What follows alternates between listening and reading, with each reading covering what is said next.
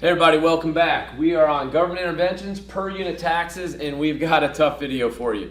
If you hang through this entire video, I am so proud of you, okay? This is called, Can Taxes Be Passed Through to the Consumer? So, a lot of times what you're gonna hear is if the government's thinking about a per unit tax, maybe on cigarettes, alcohol, gasoline, people are gonna say, no, they're just, all the producer's gonna do is pass it on to the consumer. Well, first of all, what the heck does that mean? Well, imagine that you're paying $3 for gasoline, and now there's an additional tax of 25 cents. So you were paying $3 at the pump. If the producer was able to pass on that tax completely to you, you would now be paying $3.25. That's what would happen. There would be an existing price, $3.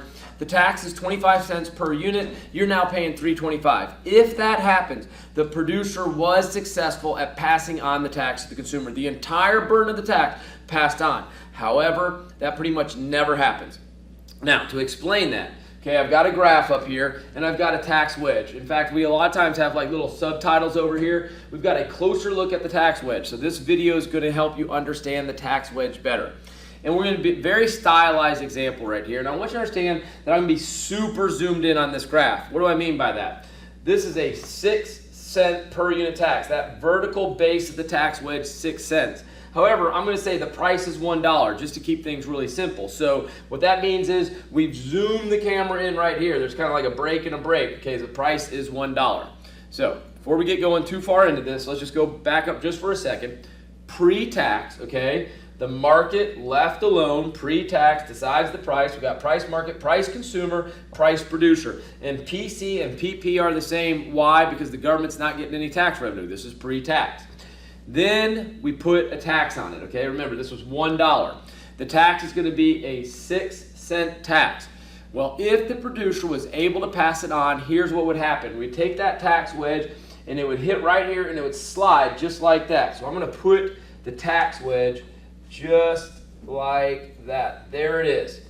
The vertical distance right there, 6 cents. That's 6 cents. What would that mean?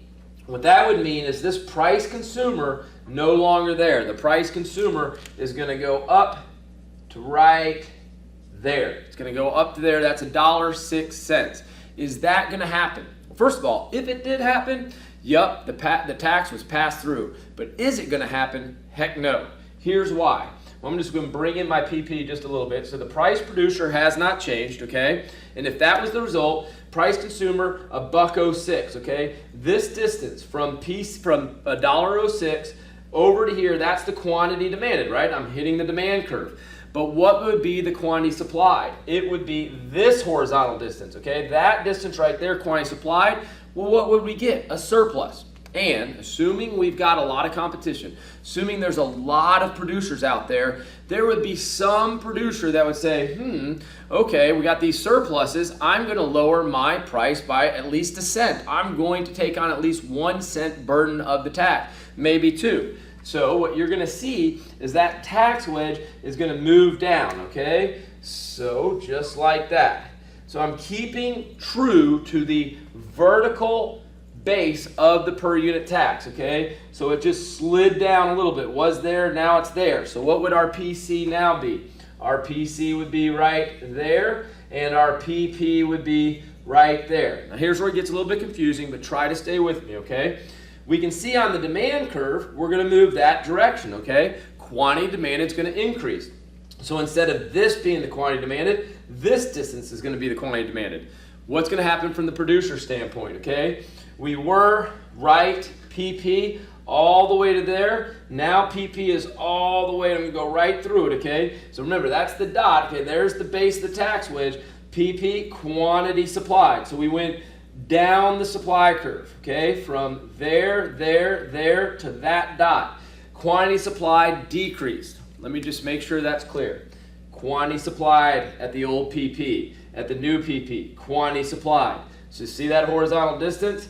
Quantity demanded. If you look closely, pretty easy to see. Quantity demanded, still less than quantity supplied. We still have a surplus. So what are producers going to do? They're going to have to. Some producers going to lower the price, and guess what? Everybody's going to follow. All producers will follow. So what's going to happen is we're going to see that tax wedge eventually slide into place. Now this is an ugly graph. So I'm going to get rid of all this stuff and go back to the basics to just show you the final result.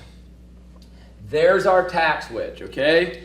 That tax wedge right there, no matter where it might start out, okay, is going to eventually slide into place. Now, what do we mean by it sliding into place? It's going to slide in so that the market clears, that we don't get surpluses or shortages. Why is that? Because when we do a per unit tax, price is still flexible. That's key. A lot of people forget that. Per unit taxes, prices are still flexible. The tax wedge is just going to slide in until we get the final result. And what is that result? Price consumer, price producer.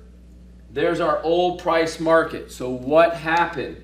The consumer's price went up, maybe by 3 cents. They're now going to pay $1.03. But the after-tax per unit revenue the producer get is going to go down.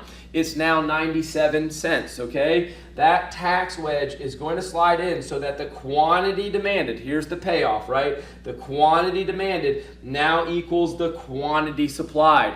Now the market is clearing. And when we put per unit taxes into place, the market will still clear, okay? Those prices will flex until the market clears. Quantity tax, quantity supplied equals quantity demanded right there. Here's the takeaway, guys. That tax was not passed entirely through to the consumer. Some of the burden was, about half of it was passed on to the consumer, but the producer had to eat about half of the tax also. The burden was shared. Now, in later videos, you're going to find out why was that burden shared so equally. It was the way I drew the curves. I drew the curves so that the elasticity was pretty much the exact same for supply and demand. And when the elasticity is the same, guess what? The tax is going to be shared perfectly equally, okay? But in the future, we're going to find out who's ever more inelastic is going to incur the bigger burden of the tax. But in general, don't forget, producers hardly ever pass on the full burden of the tax because they can't, because markets just don't let us. Thank you for watching. We'll see you in the next video.